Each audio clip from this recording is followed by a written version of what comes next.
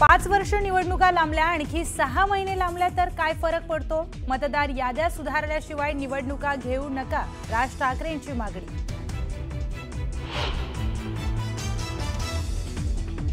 इलेक्शनपेक्षा selection करून मोकळे व्हा, भाजपचे काही कार्यकर्ते मतदार याद्यांशी खेळतायत। सुप्रीम कोर्टाने सुमोटो केस घ्यावी, लोकशाहीच्या नावे हुकुमशाही गाजवू देणार नाही, उद्धव ठाकरे गरजले।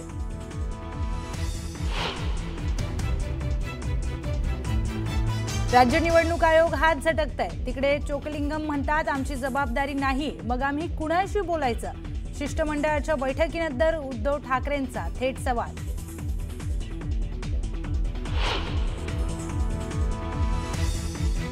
अनेक मतदारसंघात दुबार मतदारांच्या नोंदी असून आम्ही आयोगाला चुका दाखवून दिल्या, आता चुका दुरुस्त करण्याचं आयोगाचं आश्वासन। पत्रकार परिषदेमध्ये जयंत पाटलांची माहिती।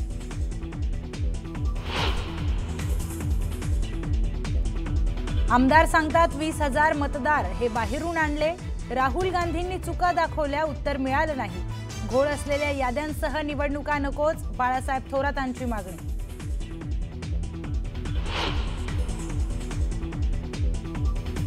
माओवाद्यांचा मोठा नेता मल्लोजुला भूपतीने मुख्यमंत्र्यांसमोर पत्करली शरणागती।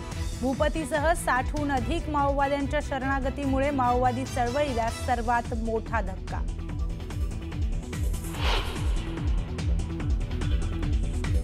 मुख्यमंत्र्यांसमोरच शरण येऊ अशी भूपतीची अट होती, मात्र जंगलात जरी बोलवलं असतं तरी आलो असतो, मुख्यमंत्र्यांचं मोठं विधान।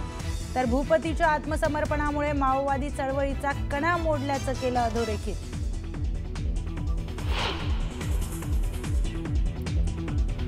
सहकार मंत्री बाबासाहेब पाटील यांनी गोंदिया जिल्ह्याचं पालकमंत्रीपद सोडलं, प्रकृतीच्या कारणास्तव पालकमंत्रीपद सोडत असल्याची माहिती।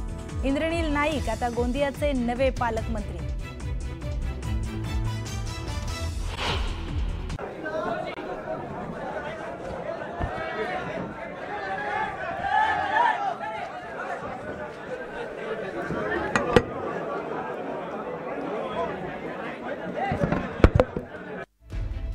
तर विरोधी पक्षाची पत्रकार परिषद संपलेली आहे। या पत्रकार परिषदेमध्ये महाविकास आघाडीचे प्रमुख नेते आणि त्याचबरोबर राज ठाकरे यांनी विविध प्रश्नांवर निवडणूक आयोगाला प्रश्न उपस्थित केलेले आहेत।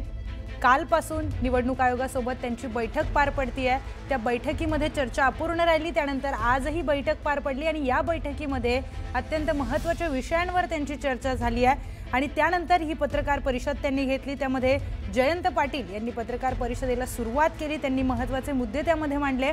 आम्ही आयोगाला अनंत चुका दाखवल्या, याद्या दुरुस्त करण्यासाठी आम्ही सुरुवात करू असं ते म्हणाले होते, पण त्यांनी काही गावांची काही मतदारसंघाची देखील उदाहरणं जयंत पाटील यांनी दिली आणि मतदारसंघांमध्ये कशा पद्धतीने 4-4, 5-5, 6-6 वेळा एकच नाव हे नोंदवलं गेलेलं आहे आणि त्यानंतर ते नाव काढण्यात आलं असं एक उदाहरण त्यांनी सांगितलेलं आहे। त्याचबरोबर मुरबाडमध्ये घराचा क्रमांक हा 0 देण्यात आलाय असं देखील त्यांनी सांगितलं आणि त्या घरामध्ये राहणाऱ्यांची संख्या ही 400 जणांची आहे असं एक उदाहरण त्यांनी दिलं। त्यानंतर बडनेर इथलं देखील त्यांनी एक उदाहरण दिलं। त्याचबरोबर सुषमा गुप्ता या संबंधित एका व्यक्तीचं नाव त्यांनी घेतलं आणि या व्यक्तीची नोंद ही वारंवार वेगवेगळ्या मतदार याद्यांमध्ये झाली आहे असं देखील जयंत पाटील म्हणाले। त्यामुळे व्हेरिफिकेशन करण्याआधी ही नावं काढून टाकल्या जातात असा एक महत्त्वाचा मुद्दा या महाविकास आघाडीच्या प्रमुख नेत्यांनी आणि त्याचबरोबर राज ठाकरे यांनी देखील मांडलेला आहे। ज्या मतदार याद्यांमध्ये घोळ आहे अशी बातमी जर सकाळी माध्यमांमध्ये आली तर संध्याकाळी 6 पर्यंत त्या याद्यातले नावं हे काढण्यात येतात असा मोठा आरोप त्यांनी केलेला आहे आणि कुणीतरी दुसरंच ही सगळी सिस्टम ऑपरेट करतंय, म्हणजे राज्य निवडणूक आयोग आणि केंद्र निवडणूक आयोग यांच्या व्यतिरिक्त कुणीतरी दुसरंच ही सगळी सिस्टम ऑपरेट करतंय असा मोठा आरोप जयंत पाटील यांच्याकडून करण्यात आलेला आहे आणि ही तिसरीच व्यक्ती ही सगळी सिस्टम ऑपरेट करून सगळे नावं हे डिलीट करते किंवा नावांमधला घोळ जेव्हा बातम्यांमध्ये येतो तेव्हा त्याला सुधारते असा मोठा आरोप त्यांच्याकडून करण्यात आलेला आहे। विधानसभा निवडणुकीनंतर फायनल वोटर यादी ही जाहीर होते, पण किती मतदान झालंय याचं वेळोवेळी अपडेट्स दिले जात नाही। एकत्रच विधानसभा निवडणुकीनंतर हे अपडेट देण्यात आले असं देखील जयंत पाटील म्हणाले। त्याचबरोबर एकाच पत्त्यांवर अनेक नोंदण्या झालेल्या आहेत, त्यामुळे मतदार याद्यांमध्ये सुधारणा करा असे विधान जयंत पाटील यांच्याकडून करण्यात आलं। त्यानंतर काँग्रेसचे बाळासाहेब थोरात यांनी बोलायला सुरुवात केली। त्यांनी देखील विधान परिषदेच्या याद्यांमध्ये जो काही प्रचंड घोळ झालाय त्याबद्दल ते बोललेले आहेत।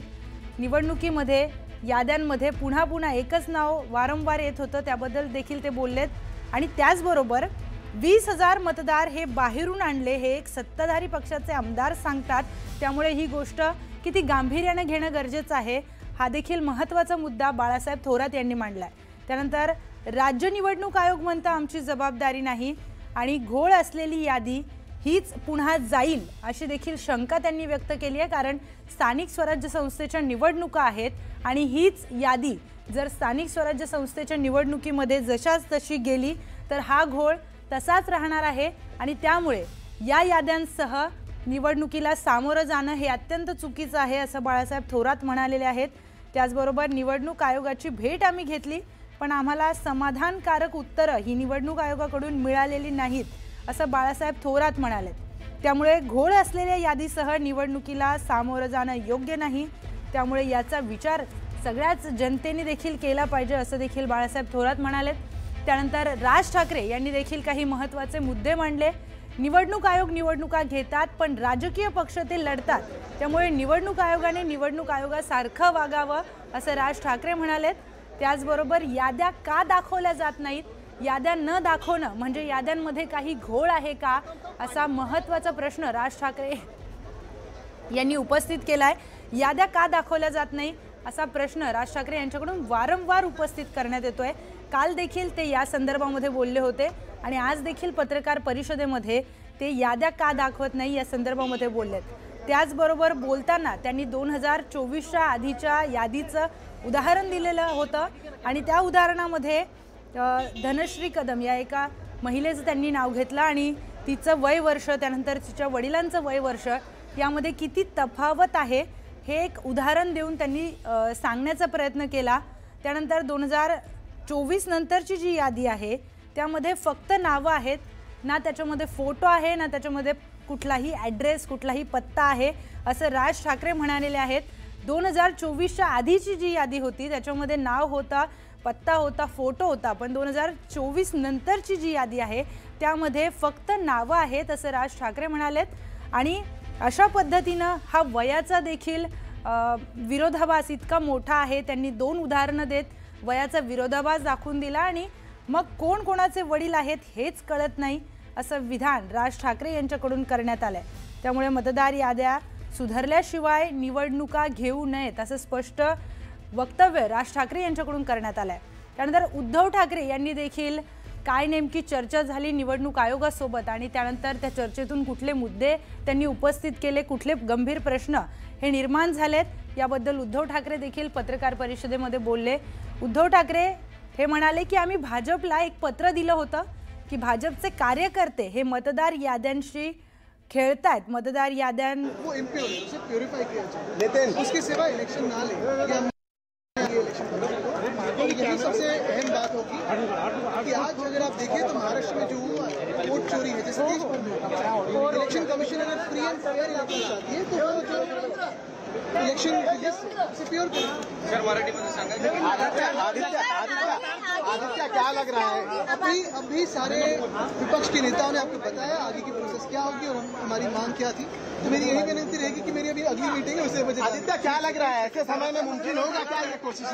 आदित्य क्या लग रहा है? आदित्य क्या लग रहा है ऐसे समय में जब हालात ऐसे बिहार में भी वही मुमकिन है?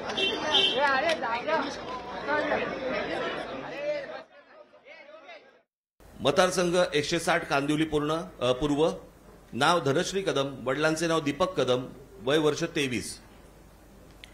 आता वडिलांच्या डिटेल्स। नाव दीपक रघुनाथ कदम, वडिलांचे नाव रघुनाथ कदम, वय 117। मतदारसंघ 161 चारकोप, नाव नंदिनी महेंद्र चव्हाण, वडिलांचे नाव महेंद्र चव्हाण, वय वर्ष 124, वय 124। आता वडिलांचे डिटेल्स। नाव महेंद्र कुमार श्रीनाथ चव्हाण, वडिलांचे नाव श्रीनाथ चव्हाण, वय 43, कोणी कोणाला काढले तेच कळत नाहीये.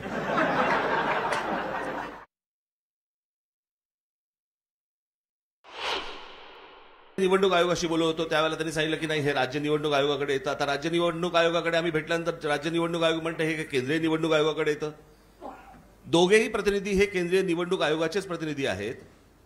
आणि म्हणजे महाराष्ट्रातल्या राजकीय पक्षांना या संपूर्ण मतदार याद्या न दाखवण्याचं याच्यातनं काय मिळणार आहे तुम्हाला? यातनं फक्त घोळ होणार आहेत. आणि आता आम्ही फक्त त्यांच्यासमोर एवढंच सांगितलं की या मतदार याद्या जोपर्यंत सुधारणा होत नाही, तुमची सुधारणा होत नाही, तोपर्यंत निवडणुका तुम्ही घेऊ नका.